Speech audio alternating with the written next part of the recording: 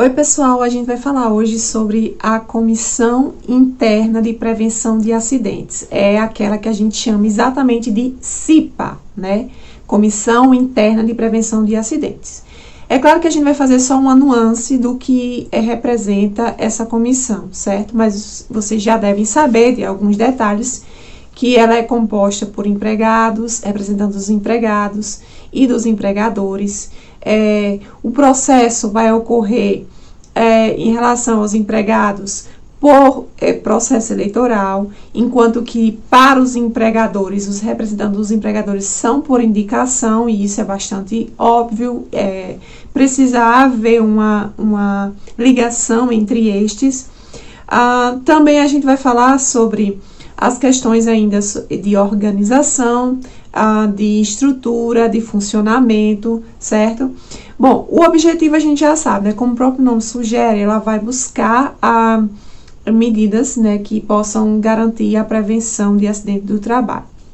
Só que para isso, na verdade, a gente precisa saber elencar, conhecer todo o funcionamento da empresa. Recordam que a gente já mencionou que todo empregador, ele deve saber, ele deve conhecer, provavelmente mais do que ninguém, a respeito desses acidentes que são decorrentes das atividades laborais de sua empresa.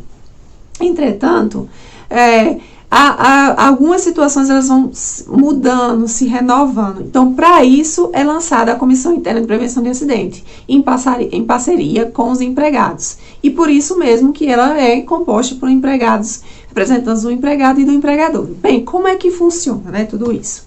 Bom, a Comissão Interna de Prevenção de Acidente, ela não acontece em todas as empresas. Existe um quadro de dimensionamento que a gente vai abordar sobre o assunto. Esse quadro de dimensionamento vai determinar o número de representantes. Esses representantes são iguais. Então, portanto, digamos assim, se são 3 representantes, então são 3 representantes dos empregados e 3 representantes dos empregadores, certo? Iguais. Também vai funcionar por um processo eleitoral, como a gente já mencionou. O presidente dessa seleção será indicação do empregador, portanto, o empregador já vai imediatamente dizer assim, são 3, né? Então, um destes já será o presidente, enquanto que os empregados vão indicar o vice-presidente. Ainda nessa composição existe o secretário, certo? Esse secretário, ele vai poder ser ou não dessa lista aí, né? Dessa situação que a gente acabou de mencionar, que seriam 6. De acordo com o quadro de dimensionamento que a gente vai ver ainda adiante, que é representação do quantitativo dos trabalhadores em termos gerais dessa empresa. Então, vejamos ainda. Esse secretário, ele pode ser indicado dentre os eleitos, certo? Ou pode ser indicado pelo empregador. Digamos que entre os 3 eleitos, podem ser um desse, ou o próprio empregador pode dizer, não, vai ser este aqui e pronto. Isso dentro de um consenso. Como é que funciona isso? Se a empresa, ainda nesses termos, nessa situação, nesse exemplo de 6 funcionários, 3 empregadores, 3 dos empregados, por esse dimensionamento, isso vai funcionar por quanto tempo, professora? Vai funcionar por um ano, né? Então, dentro de um ano, a empresa resolveu reduzir o número de funcionários. O que é que acontece com essa representação dos funcionários? A empresa ela não pode diminuir o que já foi dimensionado para essa comissão de prevenção, Comissão Interna de Prevenção de Acidentes. Não pode diminuir. Vai até o final do mandato. Exceto se a empresa decretar a falência. Outra informação relevante aqui.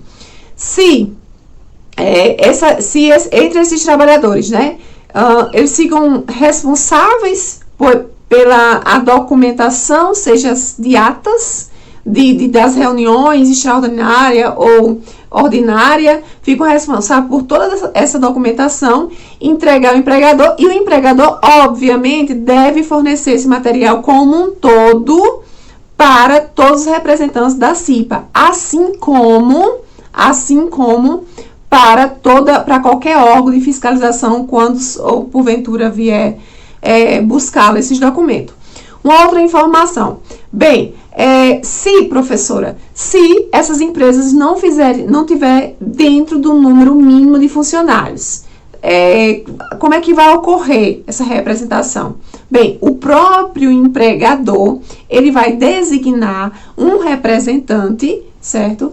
Para que ele esteja situado, ele vai buscar essas informações e eles estejam trazendo também essas informações para a empresa. Ele vai servir como uma espécie de, vai ter um outro comando, uma outra função, certo? Designado. A gente também chama enquanto prevencionista, que esta pessoa é o designado, tá? Outra informação relevante é sobre estabilidade, né? Vocês sabem que cada cipeiro eleito tem direito a 1 ano de estabilidade. Então, funciona assim. Se esse representante, ele ganhou uma eleição válida de 1 ano, ele tem mais 1 ano, certo? Mais 1 ano de estabilidade. E se ele pode ser reeleito, pode, só mais uma vez, tá? Então, ele vai passar mais 3 anos dentro desse trabalho. Por quê? Porque são 2 anos eleitos e 1 ano de estabilidade. Não é a soma, né? Exceto se ele foi eleito agora, passou-se 1 ano de estabilidade, foi eleito novamente, então ele vai ter um outro ano de estabilidade. Mas se não, ele vai ser eleito, reeleito e mais 1 ano de estabilidade. E os representantes dos empregadores, este não tem direito à estabilidade, certo? Não tem qualquer direito à estabilidade, não pela previsão da Comissão Interna de Prevenção de Acidentes, a NR5. O que a gente pode mencionar ainda sobre isso? Olha só. Estas reuniões, elas devem ser dentro do horário previsto da jornada laboral dos trabalhadores. Se, porventura, estas reuniões forem fora desse horário, o empregador, ele vai ou passar por hora extra, ou vai ser reduzido, suas horas subsequentes, vai ser em comum acordo. O que vocês precisam ter em mente é que estas horas de reuniões são computadas como a jornada de trabalho dos empregadores. Bem, é isso que tinha que ser falado inicialmente. A gente vai discutir ainda, mostrando ponto a ponto sobre o que é a Comissão Interna de Prevenção de Acidentes, a NR5, que inclusive ela passou por revisão, agora recente, em 2019, ela que já vinha passado por 9 vezes revisão, só em 2019, ela em 3 dias ela passou por 2 revisões, simplificadas, obviamente. A de 2011 foi a mais representativa até esta última, e a de 2019 agora que entrou em vigor já no ano 2020, porque após 1 ano, né, dessa empresa, estabelecimento dessa NR, ela entra em vigor com 1 ano. Então, ela passou por um processo bem mais ampliado, respeitando também as outras NRs que já vinham sofrendo por alterações. Então, ela mudou muito. Hoje em dia, ela é composta por 33 páginas.